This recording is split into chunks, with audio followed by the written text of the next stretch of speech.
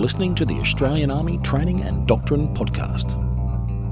This is Exercise Hamel 2016. I'm Captain Sharon Mascall-Dare, and I've come into the JFEC, the Joint Fires and Effects Coordination Centre, to meet Bombardier Lachlan Skaines. He's the Artillery Command System operator here. So Lachlan, for people outside of the Army, what is a JFEC? What do you do here? So the JFEC is just an organisation or a group of people who have been put into a vehicle or a hard-standing environment. Within that environment, they gather information from other people and or assets out in the battle space, and with that information they can coordinate whether to strike or fire on those targets with a number of different weapon systems we have available to us. You talk about different weapon systems, so what are those systems? So some of the different weapon systems that we have available to us are the 155 howitzer, which is generally just a large field cannon. We also have 81mm mortars, which is used by infantry, and then on top of that we have air platforms such as ARH Tigers, F-18 Hornets and other air assets that could be available. How do you coordinate them then? You've got lots of equipment here. Talk us through what does what. So some of the basic equipment, or the main equipment that we use for the coordination of the effects is an electronic computer system which takes a GPS coordinates of live people out in the battle space, and we can see them generated on a digital map. This is useful to give a general understanding of what's happening, and not having a map we have to keep continuously drawing on it. Also within this system it gives us electronic and ballistic firing data which we can pass on to the weapons, and it does all the calculations for us so we can engage those targets. What kind of training did you receive then to use this system? So I've received about 3 months worth of training down at Puckapunya, where the School of Artillery is located. It's broken down easily for people transitioning straight into the Army, so they can take up the skills adequately and with good pace. Did you have a background in computers then before you joined the Army? Not in such. I'd use them as any teenage high school student would, but not in-depth knowledge, and I did not foresee that as something that was required to get me into this job. It sounds like you need to be quite competent in the technical space to do this job. Yes and no. If you have a general understanding of the way the computers work, I believe you'll have no real problem advancing through the stream that I have. It comes from all different levels, and people with a higher level, they're exactly the same. I don't foresee it as a handicap to have a severe IT advantage of others. And what do you then do on a day-to-day basis in this job? What does it require you to do in terms of operating this kind of equipment? In terms of a day-to-day routine operating the equipment, it requires constantly updating where your friends are within the battle space, we call them friendly units, and also if there are targets that have been brought to the attention overnight or have been generated. So the dissemination of those and making sure everyone's on the same page and relates to where everything is. And how closely do you work with Air Force, given that this is a joint fires and effects coordination centre? Working with the Air Force varies depending on activity and or the outcome of the exercise that is required. We've worked with them a number of occasions. An example would be a shoot we did last year which qualifies persons for a JTAC course. That's a course where people not only controlling artillery will also control aircraft, and they work simultaneously to achieve the effects. And on an exercise like this, on Exercise Hamel, how are you using this equipment to achieve your objectives?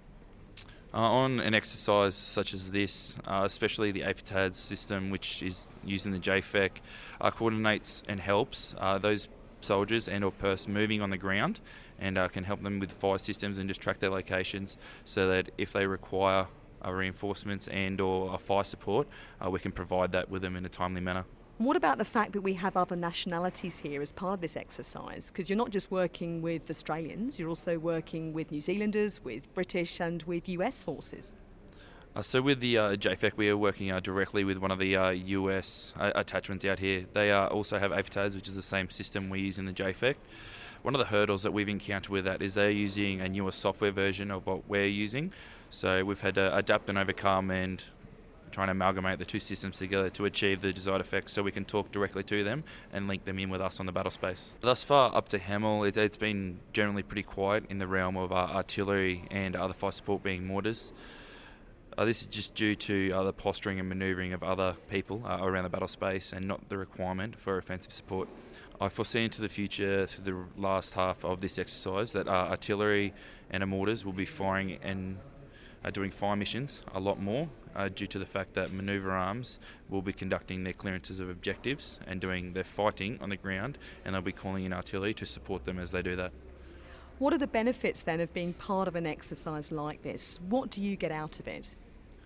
One of the biggest benefits I see for myself, especially in exercise like this, is the integration and being able to see how other units work and how you directly impact those. When you're back in barracks and you're just going out with your own unit, you're only specifically focused on doing one task. You come to an exercise like this, which is multi-unit, and you go out and you see exactly why you're doing your specific role, and suddenly all the jigsaw puzzles fit together and you're seeing what the overall outcome is going to be. What have you learnt so far then? I've learnt that artillery is such a high value target that we go out field with our own battery exercises and we fire numerous missions, continuously firing, etc., etc. It's just to improve ours. When you come to an exercise like this, you notice that artillery is one of the highest value targets, and it's very rarely unmasked and unused because we value it, and it's only used in precision targets when we need that dire advantage to clear that objective. And how has it been for you working in such a large-scale environment with all these different elements, different nationalities? It's been good. It is a challenge, and it's very eye-opening. I always take an interest in seeing how we integrate into other people and how they work and what they're doing on a day-to-day basis, and the comparisons and the differences we have. It's always good to see and work with other people around the Defence Force. What have you learnt then in particular about the way the Australian Army operates? I've learnt that no matter what the terrain is, no matter what the weather is, the boys will always get it done. You always see them smiling, no matter how hard the times seem. They just keep going through it. It's a good thing to see, especially when all your mates are out here and you're all trying to achieve the same thing. But still, at the end of the day, you all just want to go home. You say a smile on your face. Has that been you? Have you had a smile on your face the whole time? Yeah, I would say I've had a smile on my face throughout this whole trip so far, so I hope I can continue for the rest of it. Tell us a bit about your own journey. How did you come to get into the Army in the first place? So I had a little bit of a setback when I initially joined the Defence Force back in the day. That was 2011 now. I was still in high school, a very young, cocky a teenager, big aspirations to join the Defence. So I was unfortunately knocked back when I got to my officer selection board. I was told I was too young and cocky, come back when you get a bit of life experience. I'm not going to lie, I took it a little bit to heart when it initially happened, but now when I look back at it, I can understand and see exactly where that comment was made from.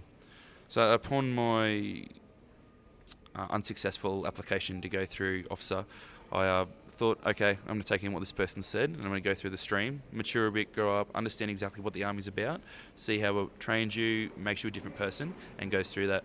So I started my journey into Kapuka on the 12th of November 2012. I completed all of my training segments, including my basic training at Kapuka and my initial employment training at Puckapunyal in Victoria. And I ended up getting posted to my unit up in Townsville. So I was very chuffed I got Townsville. I originally grew up just outside of Toowoomba, so being back into Queensland, it was pretty good. The weather's always good, always hot, I can't deal with the cold, so I was very happy to get away from Puckapunyal. Now, looking back on the 17-year-old that you were when you first applied to join the Army, how old are you now? I'm 22 now. 22 now. When you look back on the 17-year-old, what's changed? I'd like to say a fair bit's changed, but I started noticing changes in just how I acted probably my first or second year back up in Townsville, when I started getting put on promotional courses, given a bit more responsibility, and how I was dealing with it and just how I was getting reported on by others.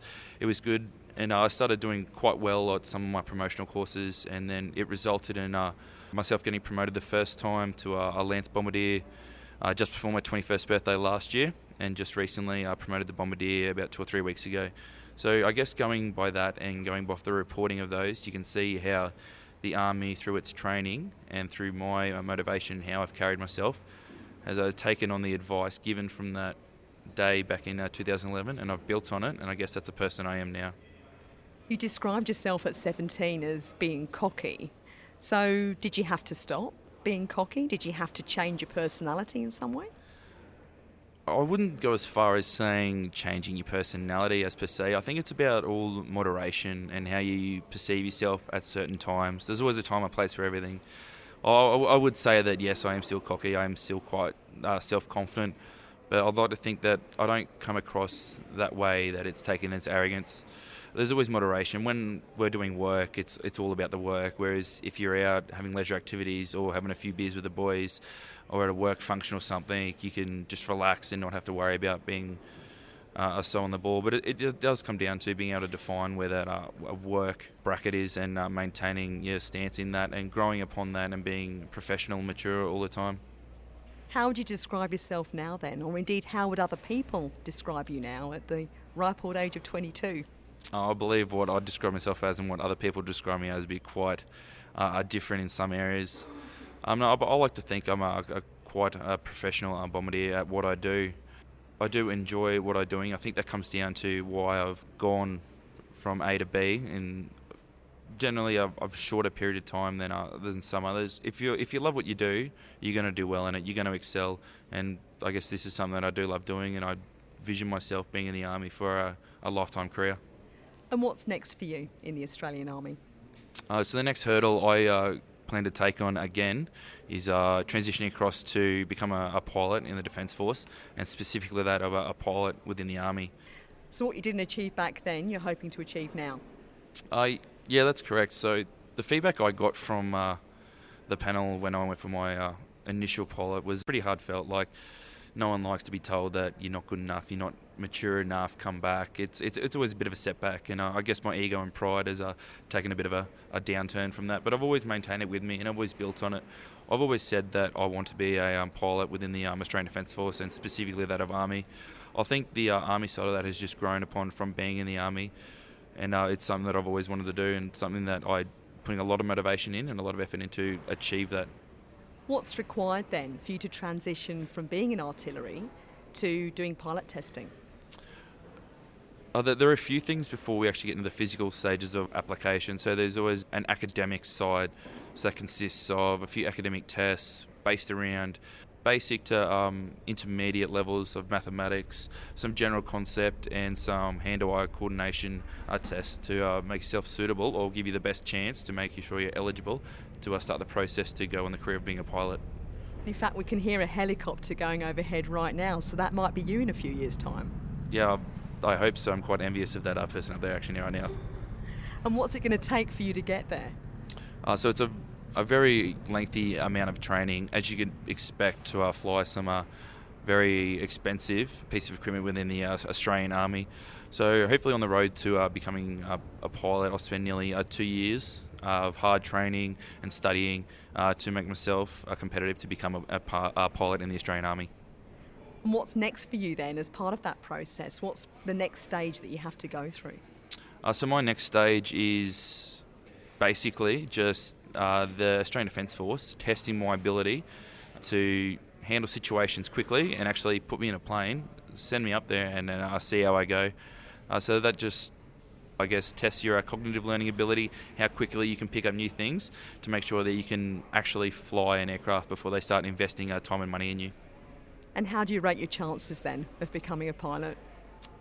I'm not going to go out on a limb and say, yeah, I'm going to make it, but I do hold myself in a good value, and I've been doing a lot of preparation for this, so I've spent a lot of time, effort and money in finding resources, talking to people, gaining from experience, and preparing myself for this very large career-changing journey. Well, we wish you the best of luck. Thank you very much. Bombardier Lachlan Skaines, thank you very much. This is Captain Sharon Mascall-Dare reporting from Exercise Hamel 2016. This podcast is produced by the Australian Army and is copyright the Commonwealth of Australia.